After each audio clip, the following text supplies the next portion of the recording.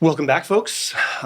Just after Christmas, coming into New Year's, and thought the best time to talk about, celebration and New Year's and addiction. We brought a new friend, Kaje Thomas, a life coach, in to chat with us today. Welcome, Kaje. Thank you. Welcome. Howdy. Thanks for being here. Yeah. Thanks for having me. So we're going to start with our normal little quote. Today it is, "Lead with love, rise above." And that leads into the topic, or many topics, as we sat down and had that initial conversation. We had chatted with a mutual friend, Lori, who put us together because I wanted to talk to somebody about porn and masturbation in the context of addiction, because it's becoming more and more prevalent these days. Yeah.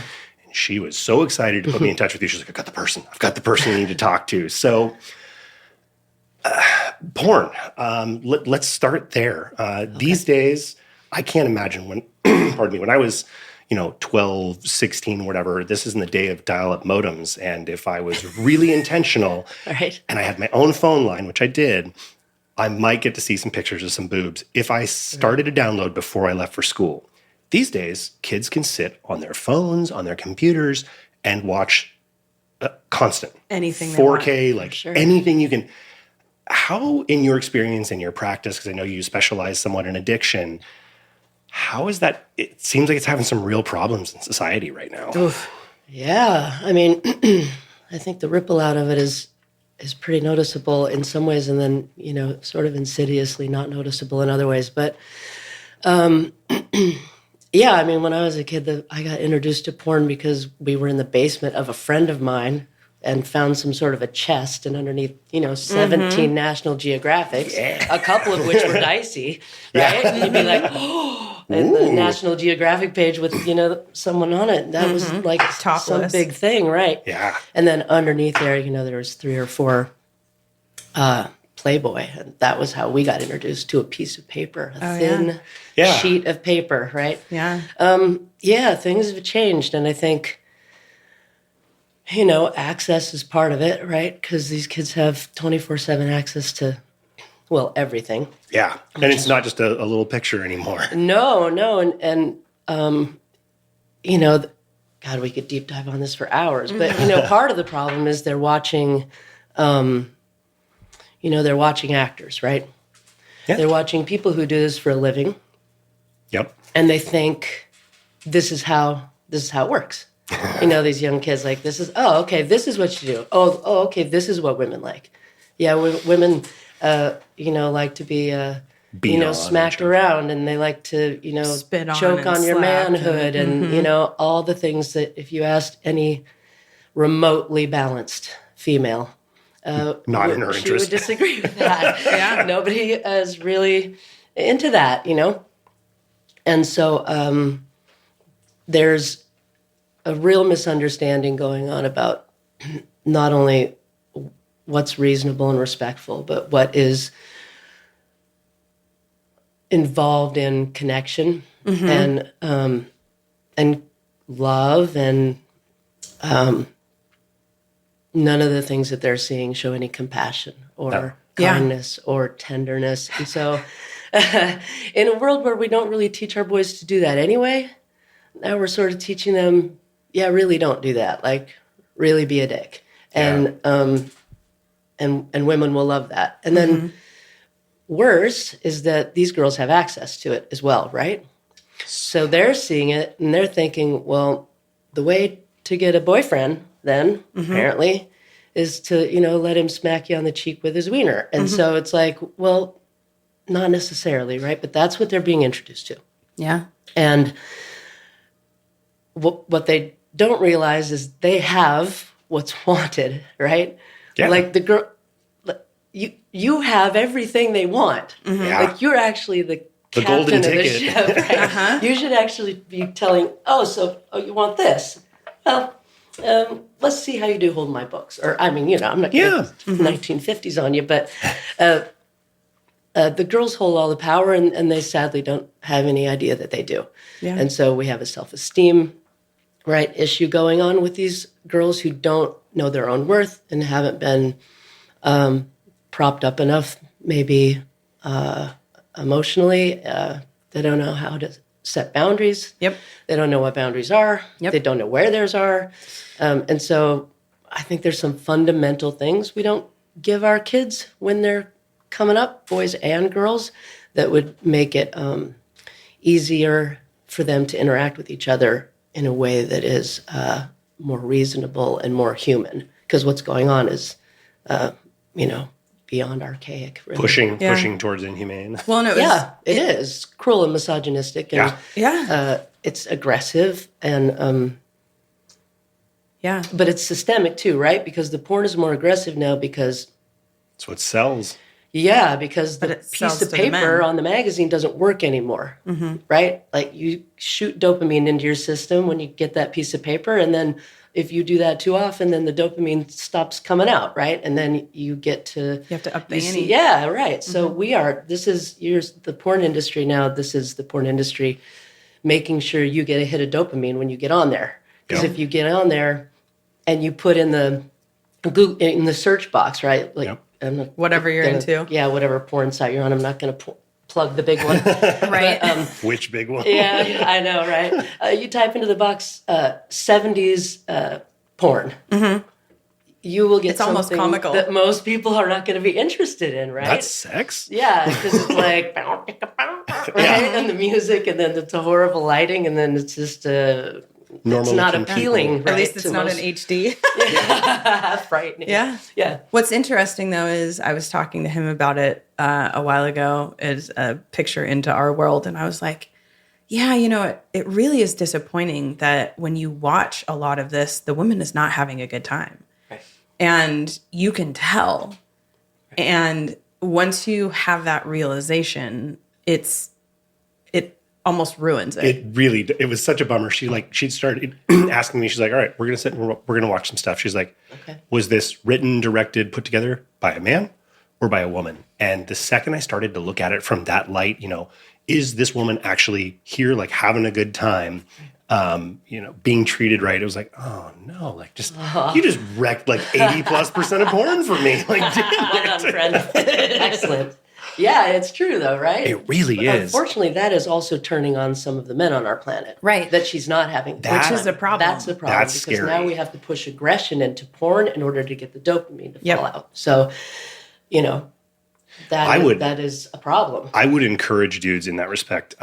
Once she brought that to my attention, going and searching out porn where it's very apparent the woman is like there driving the ship, having a good time. It's like, it's fucking hot. Like if you're legitimately looking for a porn dopamine dump, I would far rather see people exploring like, hey, she's here having a good time versus like this is grotesque and abusive and fucked up. Yeah. Yeah, and I won't blanket this, I won't blanket anything across, the board, but I will say that if you look into boy-on-boy porn, Yep. oddly, way more consensual looking. Yeah. Interesting. I'm not saying there's not abusive, aggressive boy-on-boy porn out there, because there surely is. But most of it, everybody looks like they're having a decent time. I don't even know if most of it's fair. Maybe it's the algorithm that is, Right. that's in the wheelhouse when I am doing research or looking online for the intricacies of how porn works and how it affects people. But mostly what I am seeing is it's less aggressive, less abusive, less degradation involved. You can find it with that, but not as easily as you just go onto one of those sites. That's the first thing you see, even in the... Let's get that microphone close to you, sorry. It's the first thing you see even before you, pick something. If you just go into one of those porn websites, the advertisement on top in and of itself is like, wow. Yeah. What is going on there? I need to move off of that. It's so much. Yeah. Well, what really struck me, so I've done a lot of work with like the Mankind Project and men's groups. And I found that was such a common theme when, one of the things that we would often do in these groups was to set goals, for the next week before we meet again. And a lot of times men were associating with like, I'm watching too much porn. I'm gonna stay away from porn this week. Like, hey, Chris, you're gonna be my accountability buddy. I want you to check in with me to make sure I'm not like diving down the rabbit hole. Yeah. So that was the first time that I ever really started to think about pornography as a problem thing. And then I started trying that. Like the second I started trying to I'm actively not going to look at porn. All you wanted to do? Yeah, right? Boy. I bet. It was such a shocking thing. And then to compound that, another person that we work with brought up a comment that I haven't gone and researched, but I would suspect it's true. Supposedly, the second largest group of men using ED meds are like 15 to 25-year-old males. Supposedly the most virile, Right. testosteronized group of men on the planet. And I assume it's a correlation because, they're watching tons of porn and masturbating constantly. And, it's like, I don't know how to deal with this if you can't function because I assume it's just, you've wrecked your dopamine system effectively. Right. I would say that's true. You desensitize yourself to the pleasure too much. It's a little like, women using a vibrator every time they masturbate. Like pretty soon You need there's That's the no status man who's quo. going to be able to get close to that. Like Yeah. if that is the bar you are setting for, clitoral pleasure, you're in trouble. And so I think anytime you're everything in balance, if you're overdoing it, you're changing the way you experience that pleasure. And that's going to change your ability to perform or to even look. This is supposed to all be about connection and courtship and finding a partner and back in the day procreation, right? That was the thing. The whole point was being in relationship. to work up to those things. So holding someone's hand It was a big gave deal. you a big hit of dopamine. Like that was Yeah. something. Like, or even And if you sat kissing, next to each yeah. other and your fingers touched, that first, that first one, Electrifying. right? Or you bumped next to each other when you're walking home from school. It was just like, right? Yeah. We gone. have lost that because it's like, we're in the instant gratification system. And so you want to hit a dopamine, you can get it anytime you want, instantly like that. But we've lost all the nuance to what that is all about. And then there's this disconnect between sex and intimacy, right? And Yeah.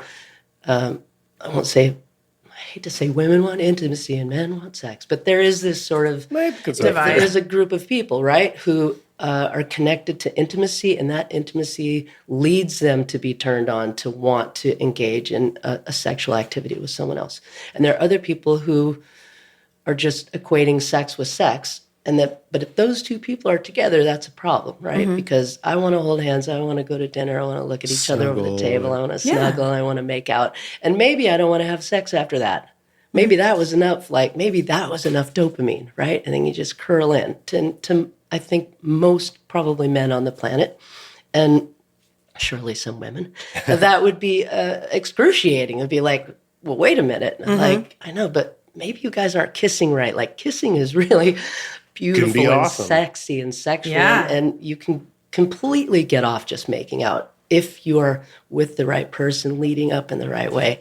And I mean, yeah, I feel like we've lost that a bit, and that makes me really sad. I feel like we should start teaching what is intimacy. Yeah, like responsible intimacy. Yeah, for sure. Yeah. And, one of the things that we talk about that has sort of taken away from that intimacy is this idea of you using masturbation as a focus tool.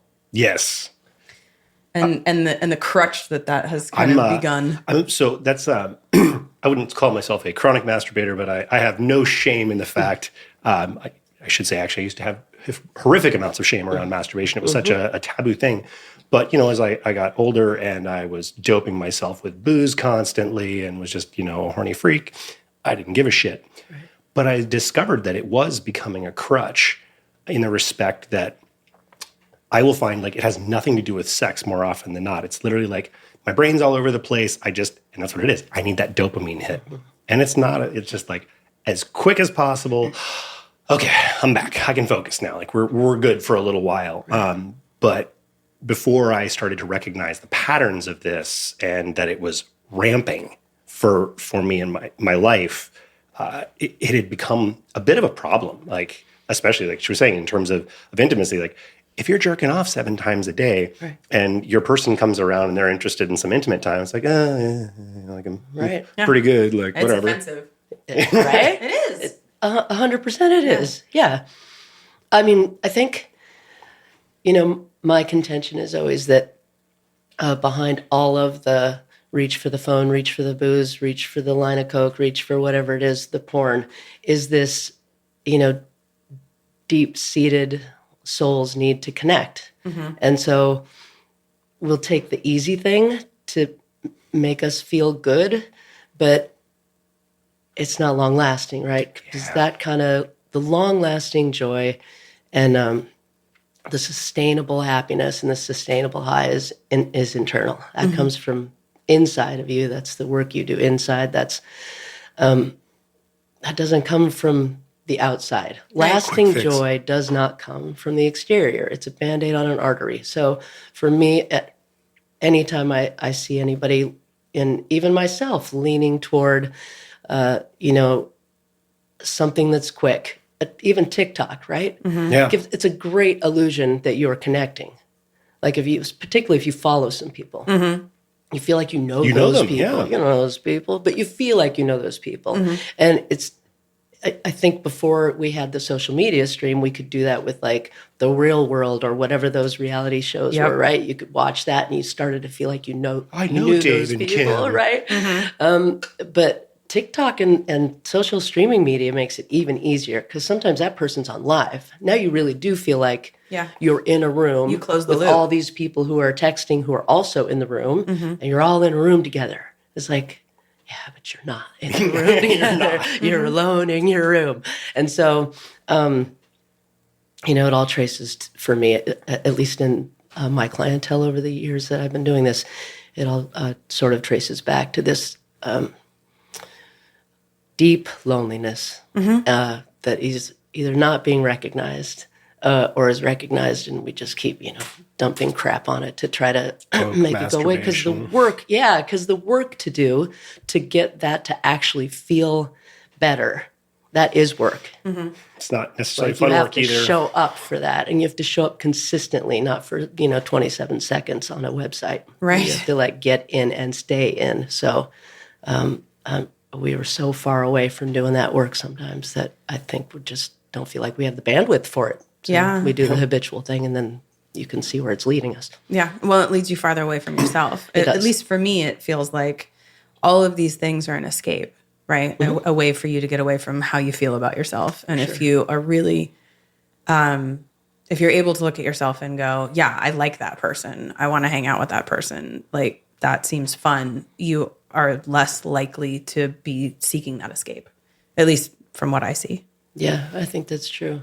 I mean, and to your point too, right? If you're coming to him wanting to be amorous and he's saying no, and maybe you don't know he's watching porn, or maybe you guys don't have the kind of communication where you know why. You just know you're not attractive anymore, or you're not enough, or you're not what he wants, and that kind of message, because that's the message you send, right? Yeah, it is. You don't mean Whether to you send mean that to or not. message, but the message is, I don't do it anymore. not really. Wow. You're not really doing it for me, I've babe. literally never made the correlation that Really? I'm going to be honest. Like, I don't mean to shit on myself, but it's ironic sometimes when I sit and have these conversations to like that light bulb moment where I'm like, wow, I'm dense. Like, damn it, how did I miss that? Right? How did I not see that? Yeah. If you're not choosing, Yeah. right? So, Well, it's interesting. The word intimacy. Two words in my life that I've struggled with. Yeah. Man. I did not refer to or consider myself a man until I was probably 38 or 40 years old. There was it's because you were acting like a child. well, there's that. I mean, to be honest. Yeah, Okay. it's fair. It's fair, totally. And intimacy as well. Intimacy had some type of like uncomfortably close feminine energy, and I don't know what the charge was with it, but it was a very new topic to me. Like I'd never considered what intimacy was in a relationship until probably deeply into my 30s. And now that we're talking about this in this context, it's interesting to me as we're trying to raise adults. You know, you run into a lot of folks that maybe because of religious beliefs don't want their kids in sex education. And the sex education I went through was crap. It was, you know, it did the rough outline of here's technically how things work biologically. Tab A goes in slot B. Yeah. And don't do it because you'll die. Right. Or you'll get diseases. Right. So, you know, what I did learn was it's shameful. There's all this crap around it. And they didn't even touch on intimacy, which if you really think about it, if you're trying to... It's the pillar. Yeah, it is. That should be, and I understand, you know, if you're 10, 12, 15, whatever, some random ass adult teaching sex ed it's awkward, it's uncomfortable. But on the same note, we're really doing a disservice to our children to, you know, you've got the abstinence crowd, which I'm going to just basically laugh at. I think that's just, it doesn't work. Good luck. Yeah, exactly. And now on the other end of the spectrum right now, we have your kids learning from pornography. And for those of you that haven't spent some time on any of the big websites, I encourage you to go and see the crazy ass shit. Just the opening page. Yeah. You can streaming 24/7 all day long.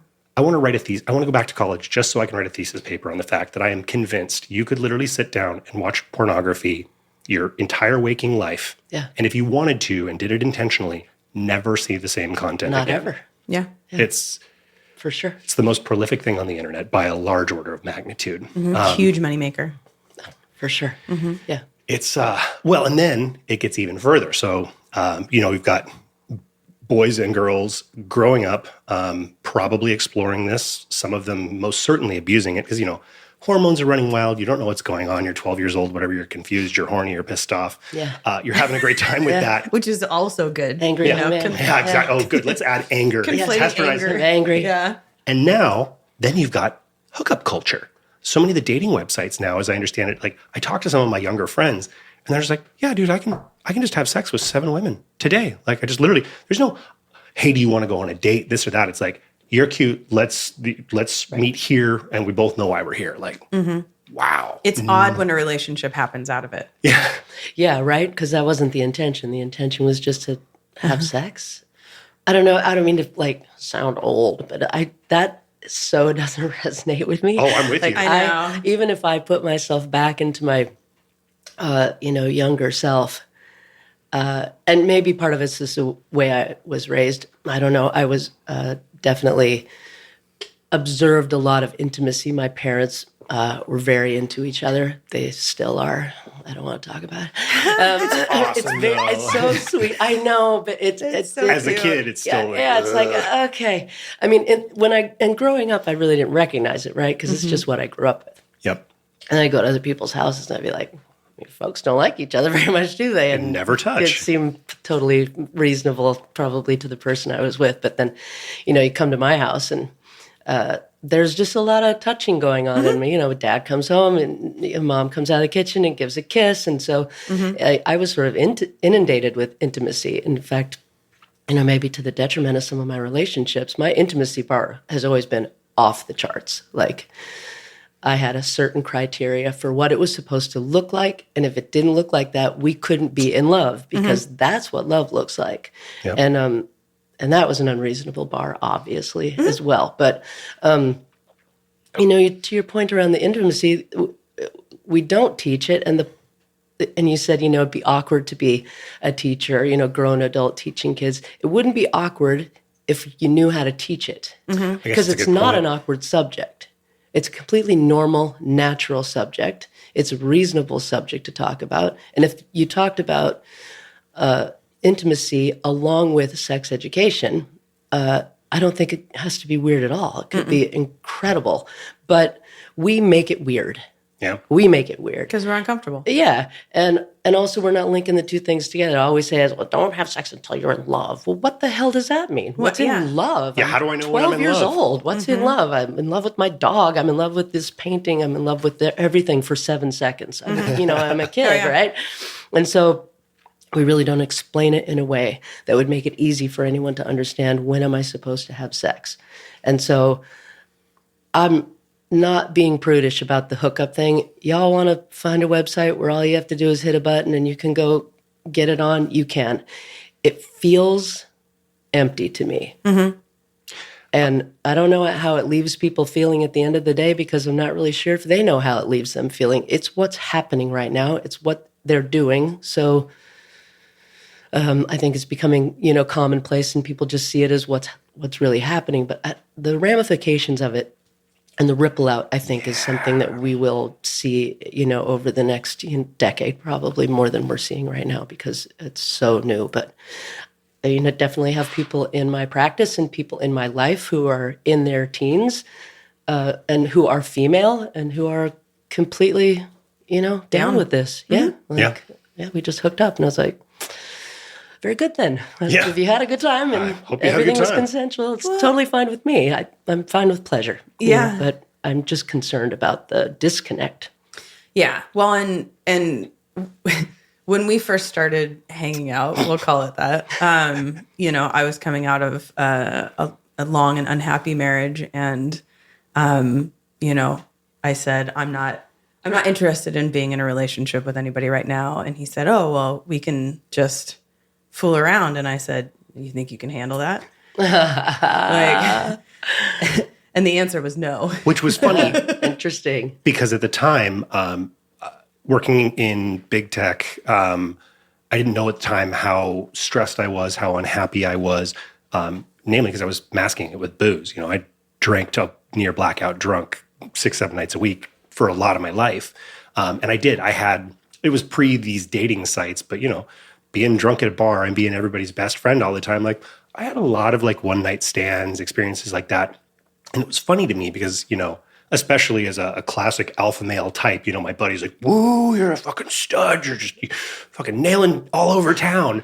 And the funny thing is that was my experience was, yeah, in that moment, it's like, woo, it's cool. It's so fucking lonely and hollow. It's yeah, you go home, the grass is always greener. You're going home to the same girl every night. It's I've got a different girl every night. I don't know these people. I don't have any connection with them. If I'm sick and need some assistance, or if I just, like I said, I want to snuggle, I just want to hang out, I didn't have a lot of that stuff. And there was a huge cost associated with that. And that was what was funny, because when the words came out of her mouth, I remember it, are you sure you can handle that? And that's what I do. That's what I've been born for. But as she was saying it, there was something that clicked where I'm like, no, I want more with you. I don't want just the wham bam, thank you, ma'am. I want to keep you around. And well, I guess here we are 15 years later, so it worked out. Nice. It was a weird road getting here. Yeah. It's definitely been some ups and downs. Yeah, most definitely. Yeah. I mean, part of the, I think, too, thing that gets lost is that we don't hit on vulnerability either, which is so closely tied with intimacy. Oh, goodness, yeah. That is what develops, I think, trust in a relationship. So the key components to having a deep, meaningful relationship are not really discussed anytime, anywhere in anybody's, growing up. Talk about how important it will be to splay yourself out emotionally in front of somebody and exchange some pretty deep trust and learn to be vulnerable, so that you start to build that deep connection, and that intensifies intimacy, and that it leads to more intensified lovemaking and exchanges, and a deeper relationship with more understanding and better communication. It sort of all falls into place, I think, if some of the root important components of a really good relationship were hit on early, but they're just not. And so probably first time most people talk about vulnerability is the first time they're in therapy. Yeah, it was for me, for sure. In their 30s. And that's a shame, because that's a really big piece of how we connect with each other. If you can't be vulnerable and open with somebody, you're not really developing deep roots in a relationship where you trust each other. And I think that's probably important. I would say, in my experience working with men's group type stuff, vulnerability is the most uncomfortable and foreign concept to most men, especially the older generation. I feel like I'm in kind of a bridge generation where a large portion of men in my age group had some level of experience in being able to cry in front of other people. But, I remember in my own upbringing, you don't cry, you don't show weakness, not out in public, not with your person at home. Like you don't do that. It is just What a tragedy. fucking Right? men That's up. horrible. Like it's one of your major ways to express emotion on the planet is to be sad and to be vulnerable. And it's why I think a lot of men have so much anger. Like if you don't get to express that sadness, if the only way we tell you can express sadness is by being angry. Yep. Men, What's I would that say going to look like? anything Just like it does. on the negative side of the spectrum, confusion, fear, anxiety, any of these things. For the longest time in my life, pain. I would punch holes in walls. I would scream at people. I would become violent. And it's only been Of course you would. Right. What 'Cause else are do you you gonna You do? got to release it somehow. Or you laugh it out. Yeah. I mean, some people, you know, good luck if you can do that. But most people exhibit anger, and it's just easier. It's socially acceptable. Yep. Well, this vulnerability, men getting more towards anger, be it with pornography, just with their own life experiences, all these kinds of things, then leads into another topic I kind of wanted to segue into too. Is an interesting experience I'm having right now is a lot of my daughter's friends prefer different gender pronouns. Sarah and I are also from big tech, so that's been a new thing. And some of the folks I deal with have a very aggressive and violent response towards that. They are not okay with people identifying as anything other than what they biologically appear to be. What is that in your experience? Is that rooted in fear? Is that rooted Yeah. because some people are cool with it, other people are not. Yeah, I think, I'm non-binary. I think people's adverse reaction to change is based for sure in fear. Yeah. But this is the way it is. Well, we can look back at some pretty big things over the time that we've been doing this, and we can see that just because it was that way doesn't mean it should stay that way. Right. Yeah. And Apartheid. so there are there are some things that we get to recognize that aren't working for the masses, and we get to change those. Reevaluate. Yeah, but the people who it doesn't affect, who won't ever experience that difficulty, that they don't understand it, and they don't want to understand it worse yet, right? And it's predominantly, in my experience so far, white, straight men. Me. It's working for me. Oh, white straight women too. Just my experience. Yes, of course, many, I'm sure, but it's like, I think women end up feeling oppressed at some point in their life, or pushed down, or not okay. For society is happy to tell you how fat you are, or how your skin isn't perfect, or whatever it is. Men don't get that message. Men walk around without a message that I can think of. Guys, sorry if there's a commercial out there that's hurting your feelings. My empathy is up, but mostly. You don't see anything out there that makes a guy feel too bad about himself. No, we do put all the rock stars in the world in the commercials. So yeah, it does set the bar for everybody that this is how you're supposed to look. This is how muscly you're supposed to be, or whatever it is. But look at Bert Kreischer. The man comes out on stage looking like he's 12 months pregnant. And right. you're like, and shirtless. You're like, whoa, that's okay. I mean, and he's hilarious. yeah, But I find it refreshing. kind of. yeah, for sure. But I just think that, men are white straight men are in the layer of people who are least affected usually by oppression based on just how you look. Yep. So even if you're a little bit heavy and you're a white straight man, you got some of the really important pillars there. And it doesn't mean you don't get, made fun of, or you don't feel bad about that piece. But you got a couple of really good legs to stand on that you can walk into the grocery store and do whatever you want to do. But, like me, nobody knows what's going on, right? I'm a very confusing, upright human. And so, my wife notices it way more than I do, but I've stopped seeing it. But, when I walk in somewhere, she's like, that guy was just staring at you. And I'm like, what guy? I don't know what you're talking about. She goes, because she is picking up on it. She's, you know, feels defensive for me and doesn't want people, Protective. you know, I just don't give a shit anymore. I don't care what, you know, you take your time working out what you think is going on here. It doesn't really matter to me. But she's definitely very in tune with it. And so I think it does, the people that it scares are people who are really attached to A dogma. knowing, and knowing what is it? What am I looking have to at? define it. Yeah, what I got to put it in a box. If I can't put it in a box, I don't know what to do with it. And at the end of the day, it doesn't matter, right? It's like being at the sub shop. Like if I get a meatball sandwich and you're getting turkey, We're what still do you eating care? sandwiches. Like Yeah. I've never had someone behind me say, "You're getting meatball the sandwich. hell are you What's doing?" wrong with you?" Right? Nobody says that, right? You just get your sandwich and I get Seafood my salad? right? And we just eat Diet Coke and we just move on with our day. Nobody cares. Somehow, who I'm sleeping with Matters. really matters to you. And that is shocking to me. So to me, what that says is, you know, you are a very scared, fearful human. You may not be terribly in touch with who you are or what your sexuality is. Maybe I'm pushing your own masculinity, right? Right. I mean, maybe I'm walking in the door and I look a little more, you feel like there's a more alpha vibe for me than there's for you. Now, I don't feel that way. I'm just trying to get a meatball sub, right? But you have somehow put this masculinity label on me and you are fearful of that. It makes no rational sense whatsoever. But you know, I used to. It used to be a little more difficult for me when I first came out.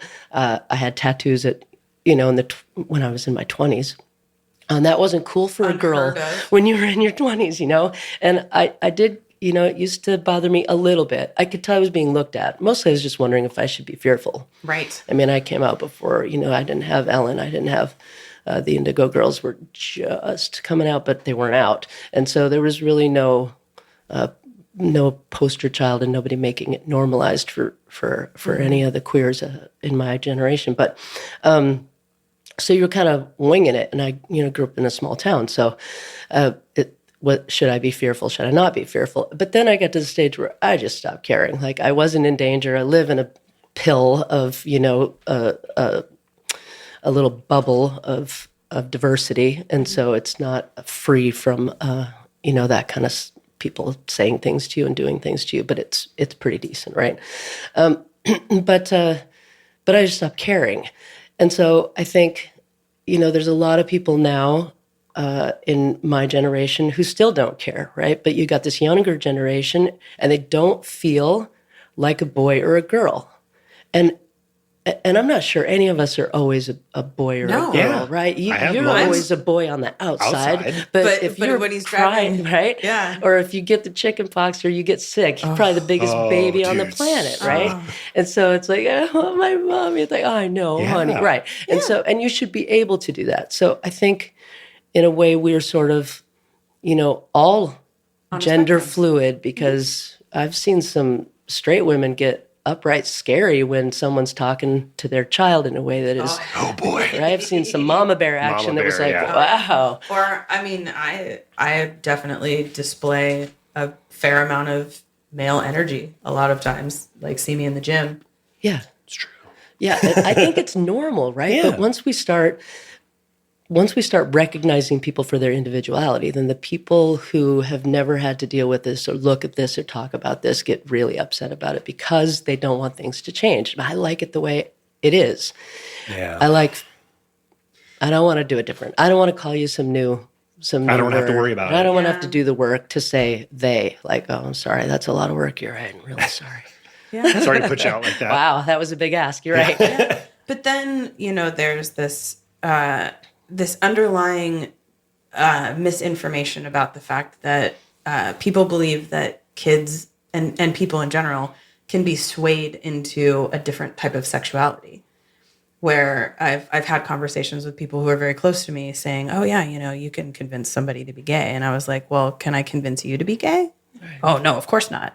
Like, well, why are you different? How does that make Yeah. How does that make sense? What Like, kind of superpower do you have? can I convince you to want to have sex with a dog? Like, can I convince you? No. Like, if that is not part of your base wiring, like, I can't convince you to do that. Right. And so this misinformation around the fact that, it's contagious. It's contagious. If I get it too close to me, it'll, I might you're just catch it. Really? Yeah. You You can't really get your think own so? kid to eat broccoli, but you think I can Right. Yeah. turn him into something that he isn't. It's Fascinating. Yeah. And on top of that, like, oh my God, the most horrible thing I can imagine is my child following what makes them happy. And it's like, who cares who or what they want to sleep with or what toys they want to play with? It's like, whatever. Yeah. Like, As long as you feel respected and loved. And I don't. Yeah, I mean, that should be the bottom line, right? I think, does your kid go to college, not go to college? People worry about all this kind of stuff around their kids. But at the end of the day, if your kid gets sick, wouldn't you only wish that your kid was healthy? Right. Like, at the end of the day, I want my kid to, A, outlive me, yep. and B, be healthy, Be joyful. and C, be happy. Yep. Yep. And I hate to put his health before his happy, but when he is, hard to be happy I've when you're not seen him healthy. not happy, and I've seen him not healthy, and one is way harder. Yeah, And it's so, I think that should be the bar. What Yeah. they do beyond that, if your path has to look like this, the kind of pressure that is put on, you should look like this, you should talk like this, you should act like this, is just another thing that's adding on to the sadness and anger of our kids. Like, there's so much pressure, right? Frustration. Yeah. Yeah. Well, and I feel like as I'm recognizing it, the younger generation seems to be pulling more away from identifying from a physical perspective. Like, we, as I get to know, my daughter and her friends and what they're into and what they're interested in, they really aren't indexing on the way they look. And I feel like we are making this tectonic shift as that generation is coming up into its own, away from judging people by how they look. And the older generations are just fighting it. But I feel like at a certain point, there's going to be an opportunity for, physical anonymity almost in terms of gender or gender anonymity, that at a certain point, I'm hoping we can just move past that. Yeah, that would be nice, wouldn't it? Yeah. If we'd all just walked around on the planet, and then if you saw someone that you were attracted to, you asked if they were attracted to you. And then if they said yes, you just, Or just be go nice on to your little merry somebody. way and go out to dinner. Or, the rest of the time you're just humanity hanging out on the planet. Just being nice to people. Being cool to other people. Yeah. I mean, it is that simple. I don't mean to oversimplify It it, but is. we make it way more difficult than it It is. sucks when you think about it. Especially when I talk with friends who have very dogmatic feelings about, like you said, I don't want things to change. It's like, Right. what if just for one day we got 100% of the people on this planet to just treat everybody like they were their best friend and like thinking the best of them? Like, what would be the harm in that experiment? And by the way, what do you think would come out of that experiment? Everybody treating everybody as awesome as humanly possible. Right. Be amazing. Wow. I And a want to do shockwave. that. Yeah, dude. Yeah, Yeah. I do. I really do. Yes. Like, how do we do that? And it is a struggle, though, because, I see some groups, the older generation oftentimes tends to, I'm generalizing, which is terrible, but oftentimes are kind of stuck in their ways. And then oftentimes certain religious or political groups have very strong beliefs around things not being able to change for whatever reason. What I would love to do is try to figure out, like you said, we live somewhere near you, and we do live in a pretty cool, pretty inclusive type of place. But, when I travel not even 100 miles away from here, boy, things change. For sure. The things that, you would say, you would do, the ways you would dress, nobody would recognize in Bellevue. You go into the middle of Eastern Washington, podunk little town, and you're going to stick out like a sore thumb, and people are probably not going to be even very nice to you. It might be Totally problematic. possible. Yeah. And I guess that's like, how do we expand this, consciousness, this cultural awareness that seems to occur in these little pockets, oftentimes in big cities, outward? Yeah, that's a good question. I wish I had the answer to that. You know, I think everybody recognizing that. And again, I don't know how to get people to do this. People get to this place when they get there on their own. But after, 20 years and almost in this business, it is a matter of going through your life and then suddenly it peeking behind the curtain, right? Or something happens where you're like, wait a minute, what am I doing? Like, I think for a lot of people, it happens when they get into their 50s, working at a job for 30 years, and they're like, you feel empty and like, what am I doing on this planet? What is my purpose, right? Yeah. And so I think it's sort of this earlier recognition that your purpose is to experience this life as a human, be of service to each other, love each other, be kind, and try to get the most out of this round. Like, do you get another round? I mean, I don't know. Maybe. I think so. But, I'm not hanging my hat on it, but I sure hope so. Yeah. But I think this is your moment now. You're here now. And I think there's no time where it's more obvious than like when someone around you gets really sick. Like somebody around you gets cancer. We all lose our minds. What can I do? How can I help? Can I bring you a meal? Can I do this? Because inside we're dying to be of service to other people. So as soon as they show some moment of weakness or need, we are happy to jump in there. But if that's not there, I think we lose sight of why we are here, what you're supposed to do while you are here, which is, I think, be a steward of the earth and each other and love deeply and laugh hard and hurt terribly and grow and recover and repeat. So Yeah. Well, and I'll tell you, the things that I told myself about what my thresholds were when I was young, things like, things that I thought I would never be able to get through, surprisingly able to get through. And, coming out the other side, recognizing that we are stronger for having been through that and trusted each other through that and supported each other through that, never would have been available had we not gone through that pain and suffering in the moment and made a choice to cement over the escape hatch, so to speak. yeah. Go, all right, I'm in. Like, screw it. Let's go for it. Like, whatever it is, we'll get through it. Yeah, you kind of see what you're worth at the end of that a little bit, I think, right? After you come out the other side of it and look back at what you experienced and what you did. Yeah. There's this sort of, oh, wow, I did that. I didn't know I could, I didn't know I had that in me. Yeah. But like society saying, don't you dare stand for that. You're worth more than that, when it's actually not quite that. Like, that messaging is maybe more damaging than what you would think. This idea of standing up for yourself and having that self-respect, which is important, absolutely important. For sure. But it's also important to keep sight of the connection with people, right? And like, if you're willing to lop off that connection because of somebody making a mistake, like, what are you losing out on? And, you don't have the opportunity for that grace. Yeah, because that's fertile ground for growth, right? When there's conflict, anytime there's conflict or any kind of discord. Probably something to learn there. Yeah, that's where the meat is. So if you hang in there a little bit, I'm not saying under all circumstances you do that. Obviously, there's a time to cut and run, but and nobody should be touched inappropriately or hurt or abused or anything like that. But I think because we do live in such a instant gratification society, it's very easy to just say, well, that's not working, so I'm going to go, instead of, well, what's my part in that? Yep. What am I responsible for? Yeah, where's my stuff and what am I doing to participate in this, and working on that to try to get your own shit together. And then if there's no meeting in the middle, it's like, well, I did what I could do, and I grew and I learned, and now I'm going to go do it again. Mm-hmm.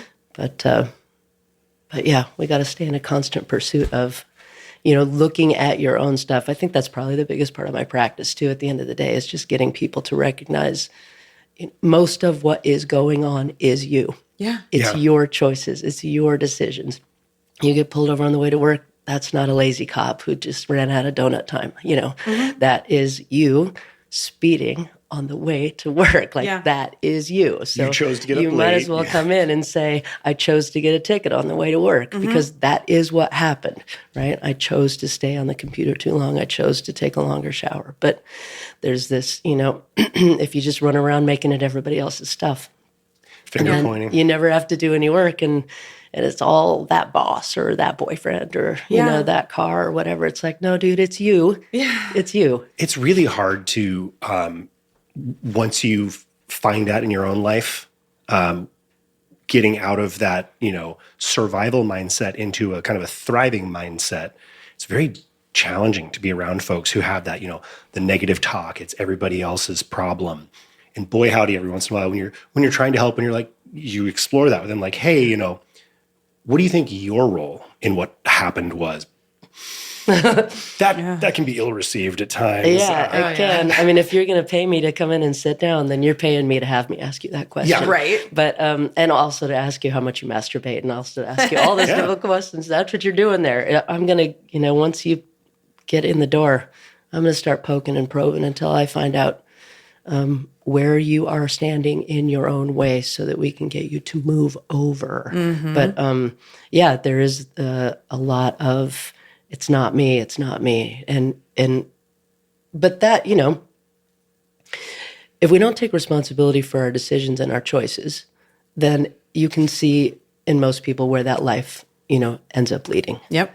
And so you're never going to be happy. You're never going to be fulfilled. You're never going to feel the way you're supposed to feel because that comes with recognizing that you are a flawed human being and that is okay. Yeah. Let's just work out how it's fucking you over Yeah. and move you on, right? I mean, that's the important part. You are flawed. We don't have to figure that out. That is just the way it is.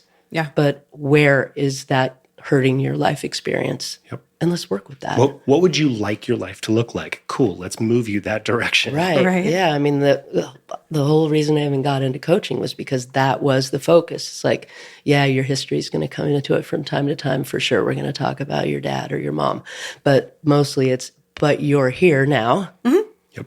How are we going to, where do you want to go and how are we going to get there? How do we reframe that? Yeah. I'm just holding the map. You're steering the ship, but I'm like, there's a big rock right there. If you want to run into it, that's on, that's power totally to you. fine with me. I'll be here to help you, put on a Band-Aid, but I'm definitely going to point it out to you. And that might be hard sometimes to hear. It's hard to hear it's you Yeah. for most people. Well, and I, recognizing the level of power that I was giving away by saying I'm a victim. I didn't deserve this. Like I didn't deserve to be treated like this. And there was a lot of time that I sat there and had that feeling.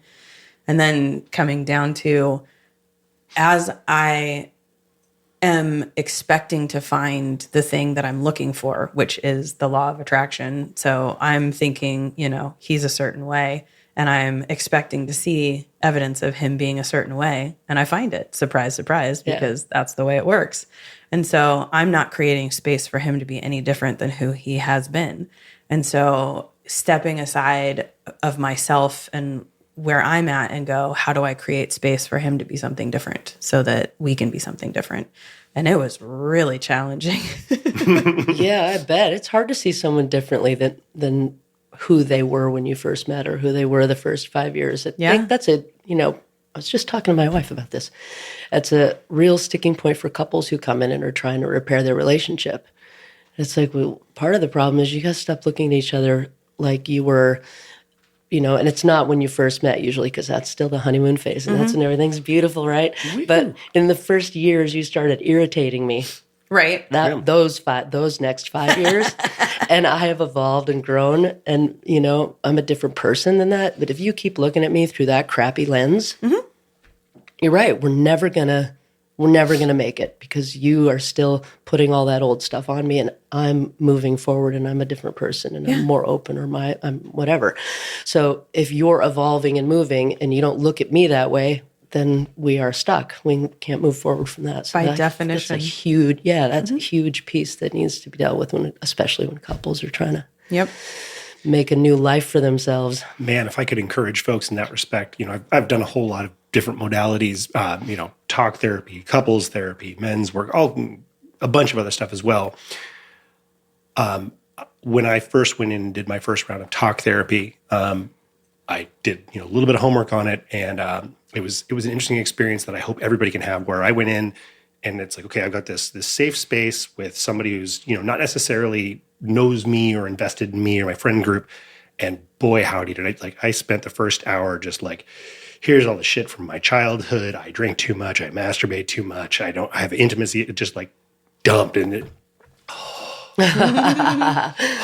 Right? It was so wonderful to just get all that out. Yeah. Because then all of a sudden it went from pain and suffering and judgment to like, I've created possibility now. Like I've identified some issues and I have the power to modify all of these things if I want to. Right. Just active choices. But yeah, going and just dumping that stuff off that first time. What a relief. Yeah. It's true. Like that is a mental masturbation though. It is. So it's good. just like go in and then do what you do, put your money on the table and walk out the door. You It's don't ever like, have to no, go I back. feel so much better. Yeah. Yeah. And having that honesty with yourself is so key. Yeah. Owning your part of the problem. Yep. Yeah, for sure. If you're not willing to see some pretty yucky stuff, you might not want to start the might journey. not be- 'Cause might that's not be your part time. of it. Yeah. You got to be brave enough to see yourself. And that is, it's not easy for some people to recognize that looking in the mirror is a little bit tricky.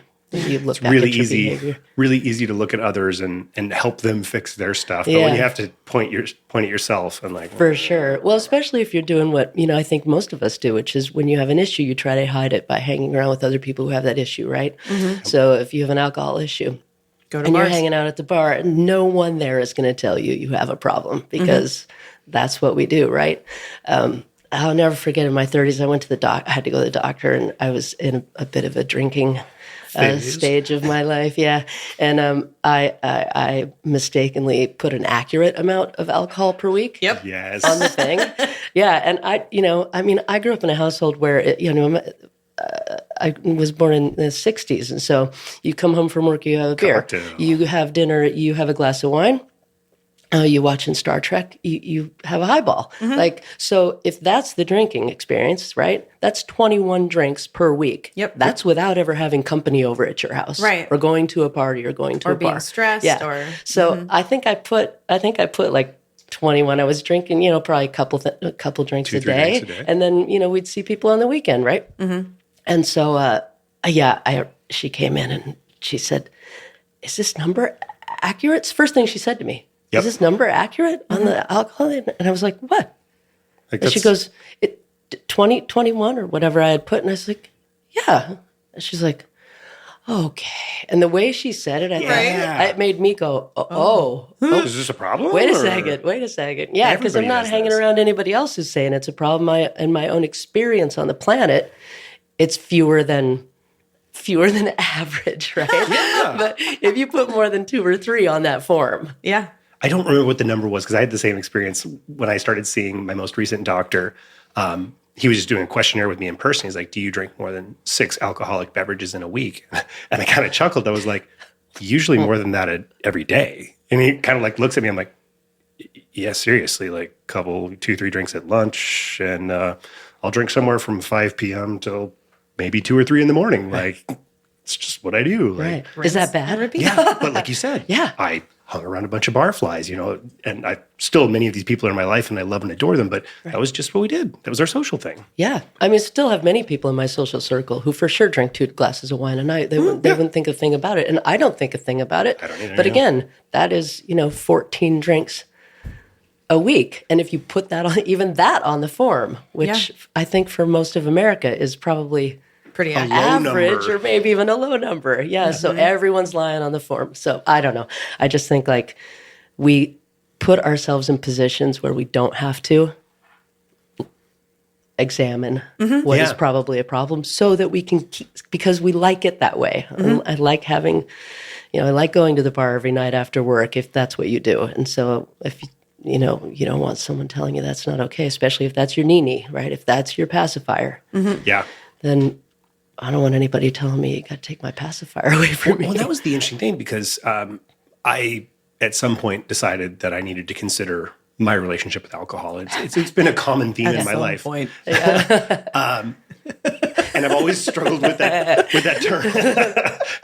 Sarah's seen some stuff. I can see it in her face. That's hilarious. But, there's all these definitions of alcoholism, and I had my own idea and definition of alcoholism. And, I've had lesser times and way more aggressive times, and even times where I'm like, we'd take breaks, take a month off, or recently we took 3 months off. Well, you took even longer, but I had to take 3 months off to help with her when we were doing this diet program. Obviously, alcohol is a real easy way to cut excess calories. For sure. So, but yeah, I still struggle with that in terms of, like you said, it depends on, who you hang around with, what you do. But, if my health isn't suffering, if I'm, being a decent human being, I was like, why should I even explore that this is a problem? I go to work every day. Yeah, I pay my bills. I don't beat up my wife or my kids. Like, what's the problem? But on the same note, it's like, is that behavior like leading towards improving my chances of getting towards some higher place in life? And like, realistically, probably not. Is that when you attain your goals? Probably not. Also, your 60-year-old organs are like, please stop. Please stop. Yeah. Your 60-year-old liver's like, it's going to be a problem. Yeah. Eventually, you're going to hit a wall. This bill is coming due. This bill's coming due for sure. Yeah, exactly. Yeah, we've had more than our fair share of conversations about this over the years. Yeah. Yeah, it's a slippery slope. And I think it's easy to, it's a socially acceptable thing too, right? And so, notice it unless, like you say, unless you are slumped over in the gutter or you're not making it to work or something like that. Whereas if, food is your nini, everybody can see it. Like if that's your pacifier, then that's all of society gets to see that. And they comment on it. And it's brutal, right? Because it's not fair, right? No. Everybody's using a pacifier. Some people use it in a way that is either hard to detect or more acceptable. Like I see somebody who runs, 3 or 4 marathons a year. Yeah. I'm like, what are you running are away you okay? That's a really fascinating topic that I don't remember who Sarah and I were chatting with, that was the first time I'd really considered that, like you said, we're all doping ourselves up somehow. You can do it in very positive ways. Like, if you decide to be a triathlete and you're like, I run 18 races a year and I'm constantly training for it. And, my body's constantly fatigued and beat up and fucked up because I'm overusing it. Is that really a great thing? Like, yeah. You can get into the one society applauds. Yeah. Like you're doing great. Then you never have to look at yourself. Yeah. Right. Yeah. But then there's some that are a little more obvious. And then unfortunately, we draw attention to that. And I think that's really sad because that person is just like you. They are struggling and they are doing the best they can. And we tie worth to it. Yeah. Well, maybe very vocally. Maybe drawing attention away from myself by drawing it to somebody else's, addiction, which is, that's a judgment thing. And God, we could talk for hours on judgment. So I'm not going to get us in that slippery slope. But yeah.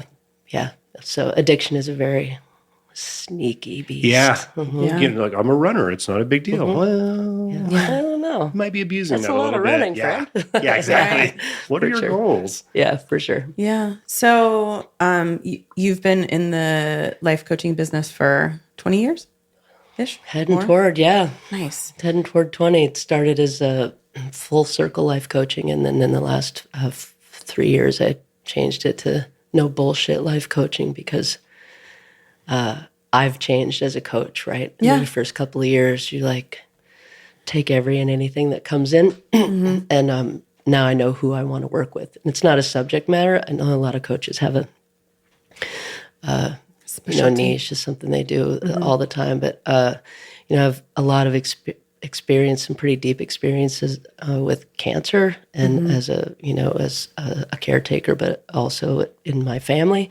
I don't want to talk about that all day. Nope. You know what I mean? Yeah. And I love my kids. I got a little youth clientele that I adore. I want to talk to kids all day. And so for me, leaving the door open to subject matter keeps it more interesting, but also, quietly at the end of the day, my practice is always about these few root issues. So it doesn't really matter what you come in the door with.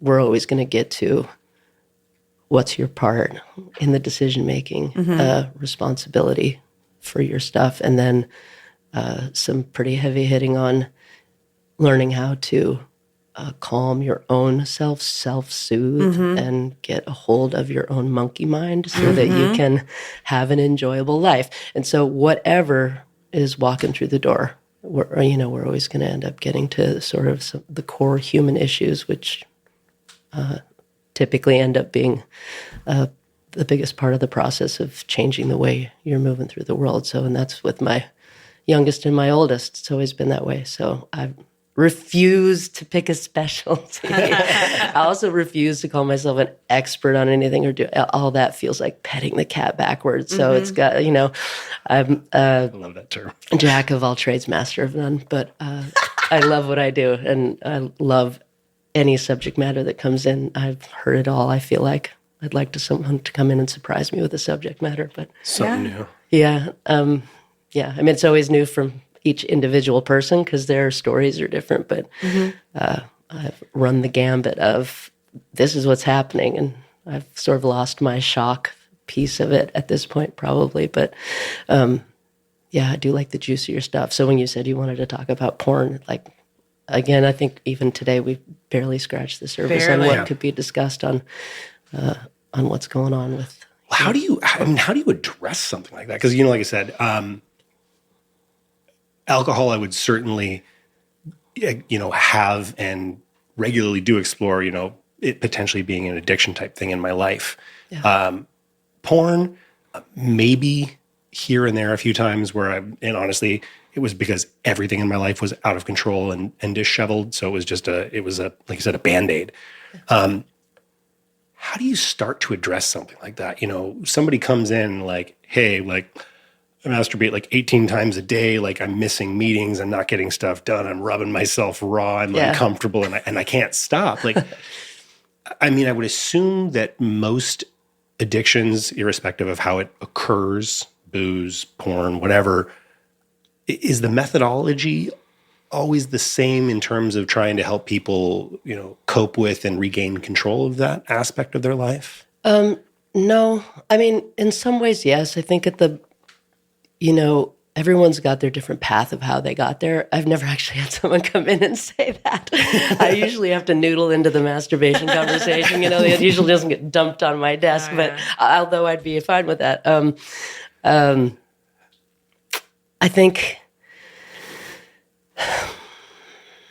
for probably most people, there's some deeper seated historical, maybe childhood trauma, but there's always some baggage that needs to be unpacked a little bit. And so typically what happens, and I don't bring masturbation up in my youth sessions at all. They have to do that themselves. I just feel like it's a slippery slope, and it needs to be,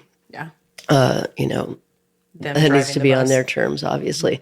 But if you're over 21 and you're in my office and we have developed what I feel like is enough trust, then I just sort of pop off with it at some session and say, so what's your, relationship to masturbation and porn?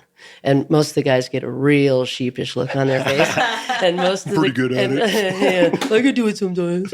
And most of the women in my practice get real shy about it, obviously, because we have this different standard, right? You're supposed to feel ashamed if you sleep with someone in high school, and you're supposed to be, a rock star. So, and there is, and then the disparity, there's a huge gap in the two, at least in my office. The women mostly falling on the side of I don't even know my own body, and so I can't Which is a shame. Yeah, right. And so, and how are you supposed to figure out all that with her if she doesn't even know if how she it works? doesn't know? Because those are more tricky than those. Oh yeah. And so, Agreed. Right? There's intricacies and changes minute to minute and day to day. And it's, emotions. You're going to have to pay attention to me if you want to get this done properly. But it would help if I know. Yeah. What works? What works. And so, I think a lot of women, especially in the older generations, but, certainly it's not lost on probably the younger ones, don't know their bodies and don't know what feels good and feel embarrassed to even look at that. Well, meantime, 9, 10, 11, earlier, maybe, there's all sorts of fiddling around with the boys because it's hanging out there. Hey, what's Draw this? it to, I know, right? But I think, especially for the men that have been in my practice, there's usually a lot of guilt and shame involved. Yep. There's almost always aggressive porn being watched, even though these men, young men and older men, are not aggressive necessarily people. They're not a super macho people.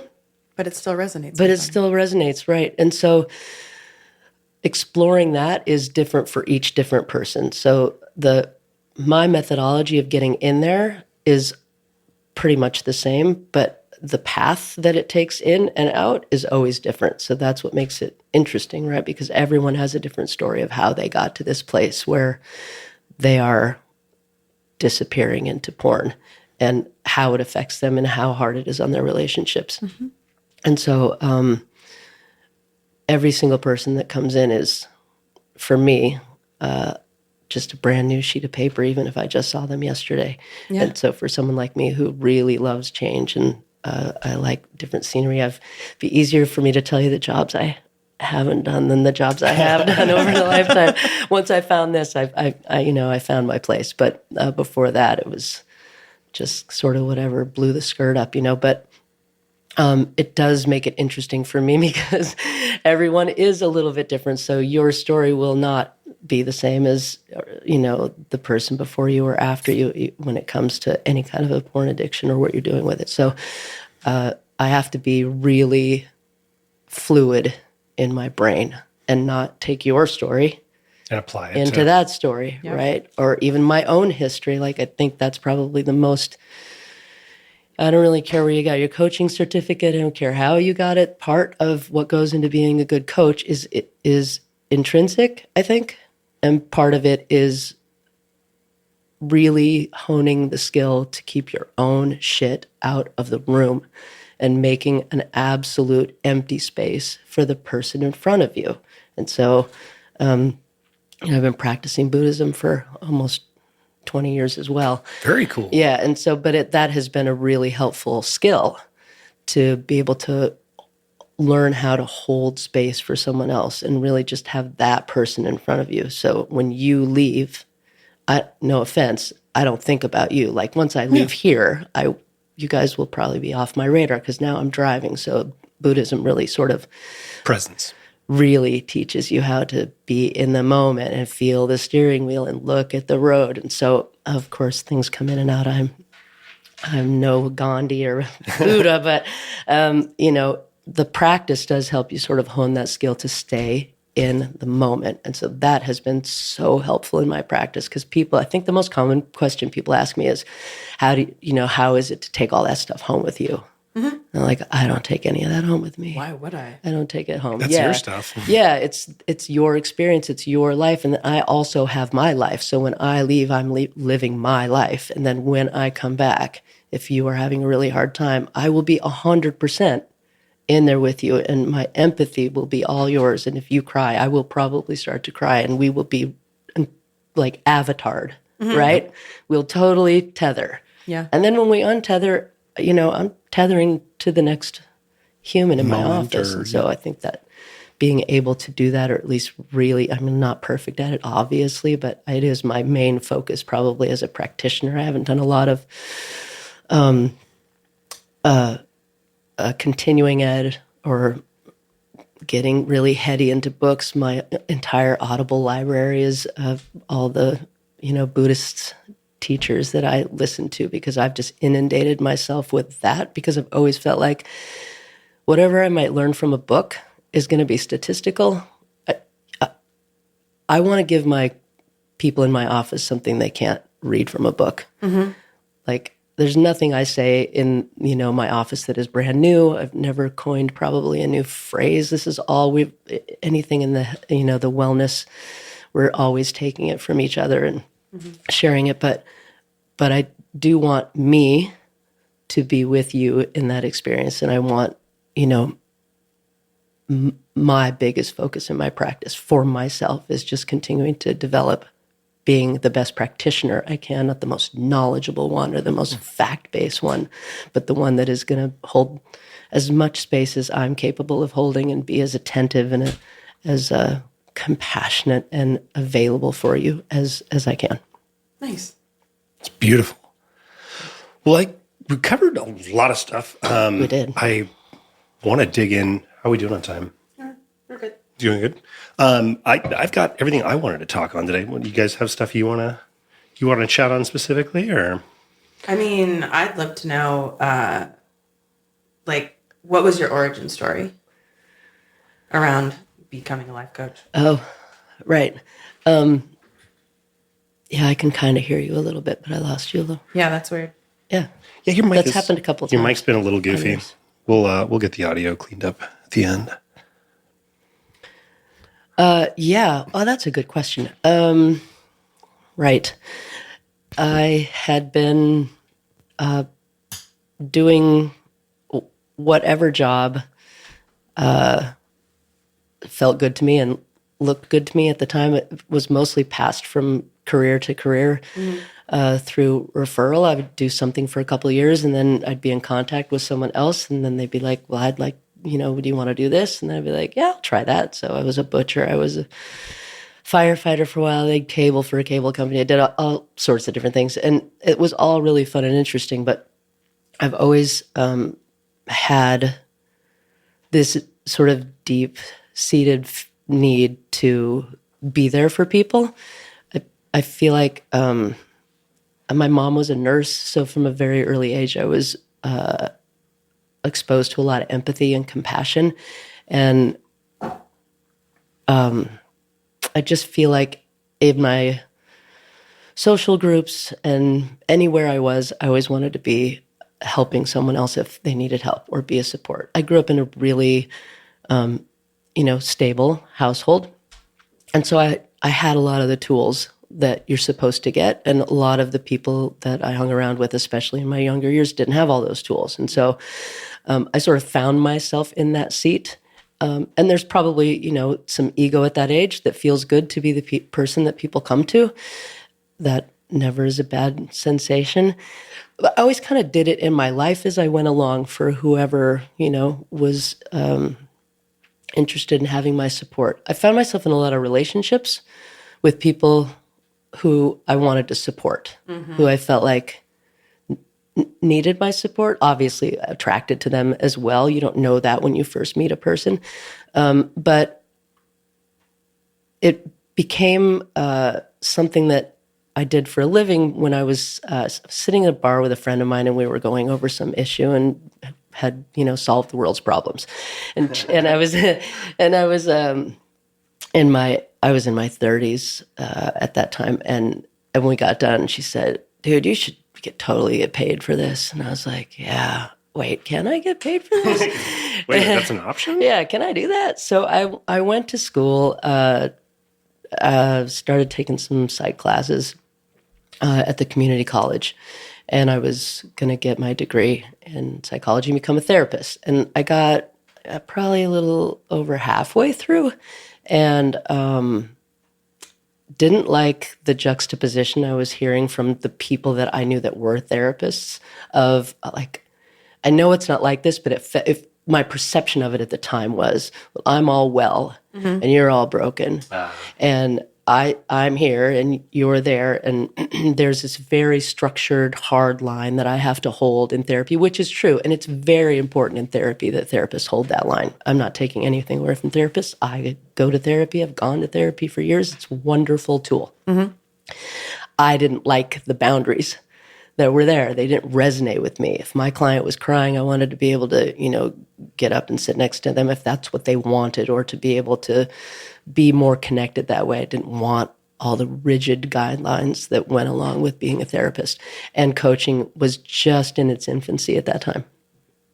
And someone told me about it, or I heard about it. I don't remember how it got into the wheelhouse, but I thought, oh, well, that sounds interesting. So I got certified and hung my shingle and never looked back, and I don't ever want to do anything else. I want to do it till my Nice. cheese slides off my cracker. As long as long as I'm still lucid, I want to keep doing this my whole life. I love it so much. It's so interesting, and people are fascinating, and being let in. Building. I really am a connection baby. You can ask anybody who knows me. I'm a big hugger. I'm a consensual hugger. Big on connecting deeply. If we're at a party, you will likely find me toddling off somewhere with someone who also wants to connect deeply, because the topical conversation just does not do it for me. So if I find someone who's even remotely making deep eye contact, I'm like, That person. Come here. let's go. And so, I think it's just where I'm supposed to be. I'm supposed to be in deep connection. And so even though I don't take it home with me, when I'm there, the connective part, the trust part, the vulnerability part, the intimacy of coaching is something it fills me up completely. It's something I need to have in my life in abundance. And so I have it in my own relationships as well. Obviously, some very deep connections that I adore, but I'm a monster for it. So I found the right place to be. Yeah. And, I'm not going to be everybody's cup of tea. Obviously, I'm not stuffy and professional, and you're not going to see me in my office in a tie. I'm going to be, in summer in a T-shirt and my Vans. And I'm going to say it the way it resonates with me. And if it resonates with you, let's go. And if it doesn't, I totally understand. And namaste, there's the door. Best Go of ahead. luck. I hope you find someone that does. Yeah. So I don't have any attachment to, people coming in and being Linking with you immediately. to avataring with me right off the bat. But boy, I love it when they do. Yeah. Yeah. If they're doing my job. What a fulfilling and cool thing. Like, that's something that's always resonated with me, when it's like you're positively impacting the quality of someone's life experience, like whether it's physical, emotional, spiritual, whatever it is. It's just like, nothing lights my fire like that. God, it feels good when you can, that person is going to have a better, like, even as simple as like you walk into the grocery store and the person behind the counter just looks like they're getting their ass kicked. Just like, hey, how you doing? Like, how's your day going? And like genuinely connecting. Yeah. I love Sarah does it all the time. And you see people like light up like, oh, you actually give a shit. Yeah. Like, I do. Legitimately. Like, how are you doing? Yeah. I find if I do that outside of my office here, people always ask me where I'm from. Oh, really? Yes. Yeah, because of this, I guess I'm putting in quotes here, folks, the Seattle freeze, right? There's this thing about people don't talk to you in the elevator. I spoke to some guy in the Starbucks line, and we talked for a few minutes. He goes, "Where are you from?" And I was like, "Here." And he goes, "Really?" And I was like, "Wait, what's going on?" weird? I know. I didn't. This was years ago. I didn't have any idea what he was talking about. But, people don't do that a lot. Right. But then also what you're saying is like, I get what you're saying. You feel like you've been a part of someone's, positive part of someone's experience. Yeah. Yeah. For me, the exchange is for sure equal. And sometimes I feel a little selfish about it. Yeah, I got more out of this because my than you life did. is better because you are sharing your experience with me. Yep. I'm a better practitioner because you're sharing your experience with me. I'm a better partner. I'm a better, mother. I'm a better everything because of the way you are willing to share your experience with me. And if part of that is me, being vulnerable with you and making space for that, that's great. But I'm definitely getting as much out of it as anybody else is. They are impacting my life, all my clients, in a way that is, pretty emotional for me. Yeah. That's So, awesome. yeah. Well, and it's like what Donna was talking about. It helps collect the dots easier if you're able to have that experience with someone and not necessarily go through it, but feel it with them. Yeah. So you get to take on that experience with them. Yeah. And it's another dot to collect. Yeah. Yeah. Get the pros and the cons without necessarily having to have actually gone through that experience, but just through, like you said, your own empathy, being there with them, experiencing the trauma or the joy or the whatever it might be. It's like, oh. Yeah. It makes an imprint. Mm-hmm. Yeah. Well, and then if not to be too woo-woo for anybody, but Oh, please. if We're all about you understand that, or if you believe or resonate with the fact that we're all connected and we're all each other having that experience, then really what I'm seeing is myself having that experience. And so sometimes I do bend the spoon, in my own office about, dude, this is just you in a sliding door, right? And so when people share their journey with you in an open and intimate way, it's like having another life. It's like experiencing another life while you're here, still experiencing this life. And so it's very trippy. But It's like an alternate universe. it is, yeah. It's like, oh, but there's me, like that. I see a lot of myself in what's occurring But here. just on a human level, right? So it's kind of a trip. Yeah, the idea, I can't remember what we were watching, but it was the idea that, Big Bang happens, we all started out as the same thing. And as we blast through the universe and all of our separateness, there is a thread of togetherness. And if you can play into that and use that energy to make the world a better place, like that's the goal. Yeah, for sure. Yeah. The analogy I think I like the most is that we're all waves, right? Each one has a certain life cycle. You can watch one come in, and you can watch its entire, cycle from as far as you can see it, right? But it started way before you could see it. And then when it is done, it's just done. It's different from all the other waves, but they're all one body of water. So it's not really an individual wave. It just looks like an individual wave, but it's all one thing. So I think we're so used to thinking we're a wave. It's like, no, There's a lot just more to it. part of a big body of water. So, that to me is like sums up how if we all understood that we were just the body of water together and held hands a little bit more and made a little more eye contact and we're played a little bit more and weren't so adult and had more fun. Life would be a lot nicer for everybody. Yeah, Adulting for the birds. It is. There's not enough 6-year-old play going on. There's not enough coloring going on. There's not enough goofiness going on. Absolutely. That's what all those parts still live in you. So you are still 6 and 4 and 12 and she saw your 12-year-old for a long time. Oh boy. Yeah. I mean, I'm 12 in a lot of ways, geez, I'm shocked sometimes to, take a step and have my back hurt. And I'm like, what is happening? Yes. Right. Yeah. Oh, right.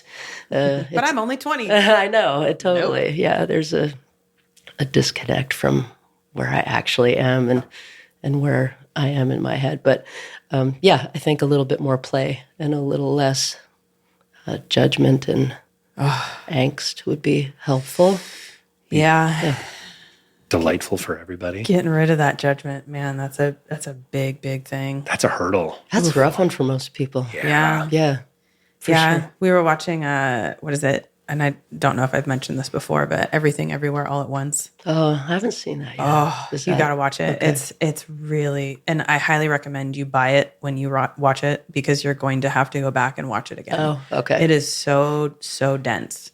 But one of the sayings is, and I'll probably get this wrong, but right is a small box created by people who are afraid. So letting go, being able to let go of doing things the right way or other people doing things the right way, meeting our expectations and hey, there are an infinite number of ways that somebody can do something right. Yeah. And to let go of that investment in it being right by my standards. Right. And whew. Yeah. All right. Yeah, the right and wrong thing is a slippery slope for most people too. Yeah. It really is. People get so invested in being right and it's like, does it really matter? Yeah, I've really tried. It's not completely extricated, but I've really tried to get that out of my vernacular. Even in my clients say, I know that wasn't right. And I'm like, well, up. Mm-hmm. It's not about whether it's right or wrong. Is it serving you? Yeah. Right? And it's moving you toward your goal. If you make everything right or wrong, then it's either this or that. There's no learning curve for you to move through the world, right? I'm either fucking it up or I'm doing it perfectly. It's like, that is absurd. That is not a sustainable way of thinking, right? Well, and that nobody's perfect. It's like, we can't even attain it. it should be stricken from our Well, and vernacular. perfection is subjective as well. And Like, yeah, Also true, and what yeah. does that even is- look like? yeah. Right. Yeah. What's perfection? What's right? Yeah. But your brain does that all the time. That's good. I want more of that. That's bad. I don't want any of that. And then some stuff just crosses through. But Yep. it would be better if we could just observe everything and not slap a label. Now back to the Labeling. label, slap Right. to the label. It's a boy, Yeah. it's a girl, it's a chair, but that's not a chair. That's not a chair. You call it a chair because that's the only way I will know what you want when you want that thing is if we put a label on We it, ag- right? we The agree tree is upon- not a tree. Yeah. We call it a tree. We've agreed on a Just name for it. is what it is, this thing, right? This collective molecules. Yeah. But none of what we say is what it is what it is. That was a confusing statement, but Yeah. it's true. It's Well, like and that's it's just all how we changing. use language with each other. But so you shouldn't be so hung up if I'm a boy or a girl because I'm not a boy or a girl. I'm just this collective I exist. water bag on the planet, Flesh. standing next to your water bag. This is my meat vehicle. I have blood flowing through me. You do too. Yeah, One would hope. Yeah. yeah. That's how it works. Yeah, we make it too complicated. Yep. We're dumb. Really, yeah. It's a struggle sometimes. Terrified monkeys clinging to A rock piece of hurtling through space. right. Right? A spinning rock spinning Yeah. in infinite nothingness. And then we're worried about whether or not, Who wants to sleep with I have a who, boy- or- whether or not our husband picks a sock up off the floor. It's like, oh my God, okay. Yep. You are wrong. Right? You're wrong to leave your sock there. It's like, oh, Well, awesome. Well, hey, thank you for coming out and spending some time with us. for sure. I'm Thank kind you of for having me. hoping, like I said, based on our conversations, I suspect that there's going to be opportunities in the future where we would love to have you come back and like deep dive on some specific subjects. But today, I just wanted to kind of high level explore some topics Yeah. with you. And I'm in. This was great. Yeah, Thanks for we're- having me. This was really fun. We're kind of learning as we go too. So Yeah. Yeah. It's great. Thank you. Thank I you really for being, appreciate it. thank you so much. part of our experience. And Yeah. everyone out there, be well, be loving, be awesome to everybody. Stay elevated. And we'll talk to you soon.